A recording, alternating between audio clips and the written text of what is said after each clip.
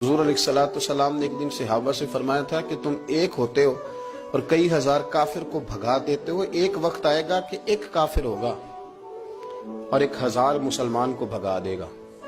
اس بیماری کو خاص توجہ سے سننا اور اس کی وجہ بھی سننا کہ بیماری پھیلتی کیسے ہے، بس اس بات کو کبھی نہ بھولنا، یہ نفع دے گی۔ کہا ایک کافر 1000 مسلمان کو آگے لگا کے بھگائے گا، کیونکہ وہ پاک طیب طاہر دلوں والے لوگ تھے۔ وہ بول پڑے یا رسول اللہ صلی اللہ علیہ وسلم کیوں ایک کافر 1000 مسلمان کو بھگا ڈالے گا؟ کیا وجہ ہوئی، کیا ہو جائے گا؟ 2 جملے میرے نبی کریم نے اور بات ختم کر دی۔ 2 جملے فرمایا تمہیں وہن ہو جائے گا، وہم نہیں وہن، واو ہا نون، تمہیں وہن ہو جائے گا۔